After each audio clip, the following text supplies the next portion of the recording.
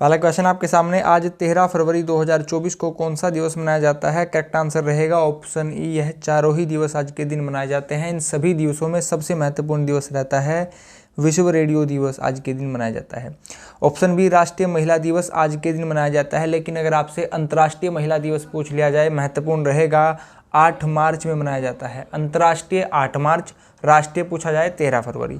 सरोजिनी नायडू जयंती आज मनाई जाती है दोस्तों। अंतर्राष्ट्रीय मृगी दिवस भी आज मनाया जाता है। बढ़ेंगे आगे, फरवरी में जो भी दिवस है हम चर्चा कर चुके हैं, आप यहाँ पर देख सकते हैं। आगे बढ़ेंगे, क्वेश्चन नंबर 2 हमारा, आदि शंकराचार्य की 108 फीट ऊंची प्रतिमा स्टैचू ऑफ वननेस का लोकार्पण कहाँ किया गया? करेक्ट आंसर हमारा यहाँ पर रहेगा ऑप्शन बी, यह मध्य प्रदेश में किया गया है दोस्तों। आगे बढ़ेंगे, मध्य प्रदेश के वर्तमान में मुख्यमंत्री मोहन यादव जी हैं। राज्यपाल यहाँ पर मंगू सी पटेल हैं। उप मुख्यमंत्री राजेंद्र शुक्ला हैं। राष्ट्रीय हरित अधिकरण ने भोज वेटलैंड में नौकाओं के संचालन पर प्रतिबंध लगाया है। मॉब लिंचिंग पीड़ित मुआवजा योजना प्रारंभ की गई है मध्य प्रदेश में। देश की पहली सोलर सिटी का उद्घाटन सांची में किया गया। अंतर्राष्ट्रीय एरोस्पेस सम्मेलन 2023 की मेजबानी ग्वालियर के द्वारा की गई।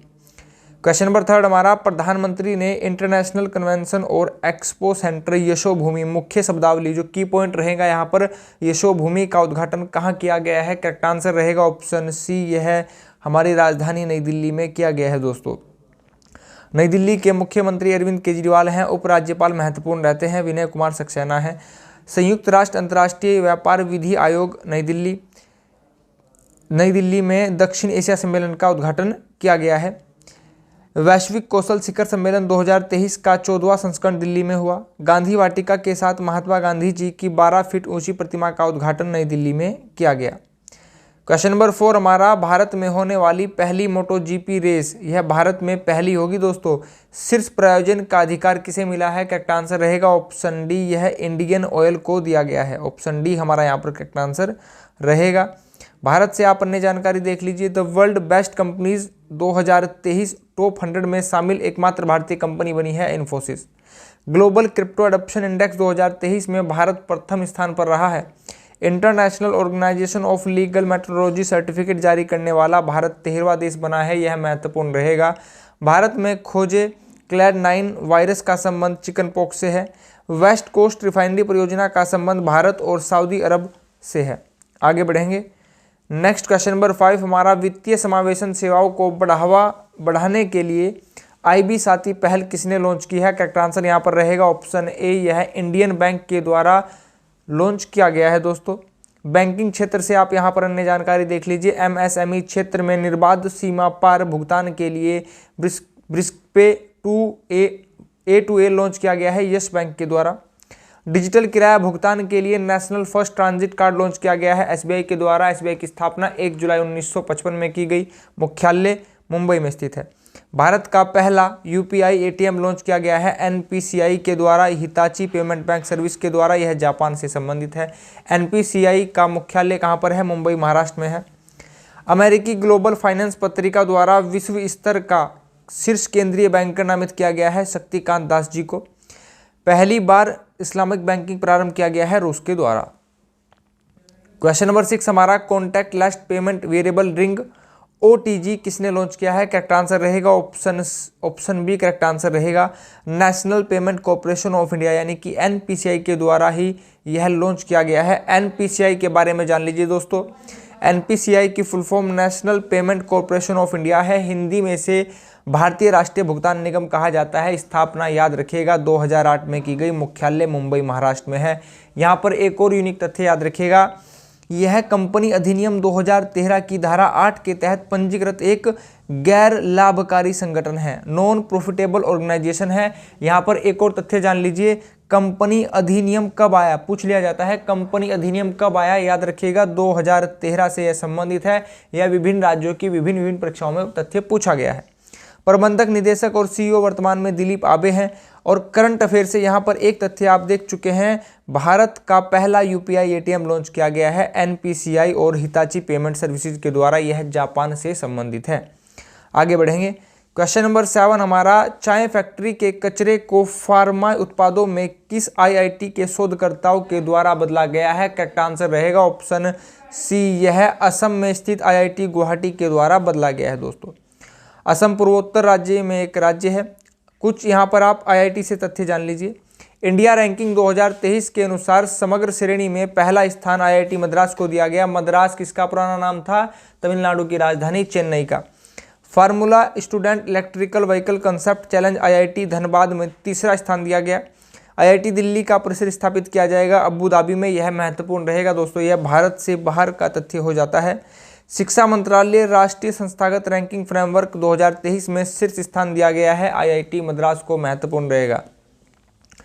क्वेश्चन नंबर 8 हमारा, स्पेनिश लीग का ला लीगा ने कहाँ फुटबॉल अकादमी स्थापित करने का समझौता किया है?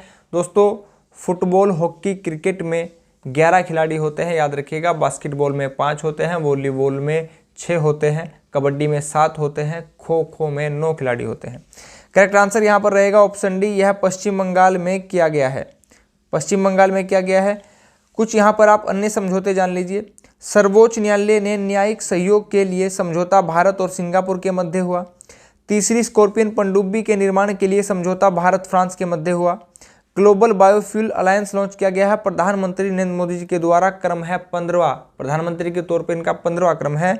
विद्युतीय अंतर संयोजन, हरित स्वच्छ हाइड्रोजन और आपूर्ति श्रृंखला समझौता, यह भारत और सऊदी अरब के मध्य हुआ। रक्षा संबंधों को बढ़ावा देने हेतु समझौते पर हस्ताक्षर भारत और इटली के मध्य आयोजित किए गए। इटली की राजधानी रोम है। रोम टाइबर नदी के तट पर स्थित है। आगे बढ़ेंगे। क्वेश्चन नंबर 9 हमारा, सद्भाव को बढ़ावा देने और संपत्ति से संबंधित पारिवारिक विवादों को कम करने हेतु की पॉइंट्स पर चलते हैं। गिफ्ट डीड योजना या फिर विशेष उपहार विलेख योजना किसने शुरू की है? करेक्ट आंसर रहेगा यह उत्तर प्रदेश के मुख्यमंत्री श्री योगी आदित्यनाथ जी के द्वारा की गई है। ऑप्शन ए हमारा यहाँ पर इस दृष्टि से करेक्ट आंसर हो जाता है। उत्तर प्रदेश से आप अन्य जानकारी देख लीजिए। मुख्यमंत्री माननीय योगी आदित्यनाथ जी हैं। राज्यपाल यहाँ पर आनंदीबेन पटेल हैं। केंद्र सरकार ने यूनिटी मॉल बनाने को मंजूरी प्रदान की गई है उत्तर प्रदेश में।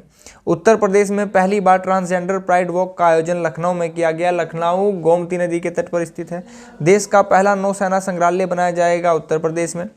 नौसेना दिवस कब मनाया जाता है? 8 अक्टूबर में। ठीक है, नौसेना दिवस 4 दिसंबर में मनाया जाता है। वायुसेना 8 अक्टूबर में, थल सेना 15 दिसंबर में। 15वीं हॉकी इंडिया सब जूनियर पुरुष राष्ट्रीय चैंपियनशिप जीती है उत्तर प्रदेश ने।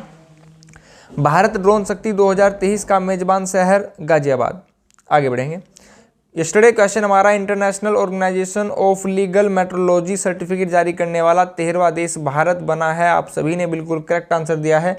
सबसे पहले यहाँ पर आंसर किया गया है दोस्तों, अंजलि जी ने यहाँ पर सबसे पहले आंसर किया है। अंजलि जी के बाद स्थान यहाँ पर ओम जी का आता है। Next question of the day हमारा, ग्लोबल क्रिप्टो एडॉप्शन इंडेक्स 2023 में शीर्ष स्थान किसे मिला है? 4 ऑप्शन आपके पास रहेंगे, इसका आंसर आप सभी कमेंट बॉक्स में देंगे। परीक्षा दृष्टि में पहला तथ्य आपके सामने, आतिशबाजी के दौरान हरा रंग उत्पन्न होता है, यह किस कारण से होता है?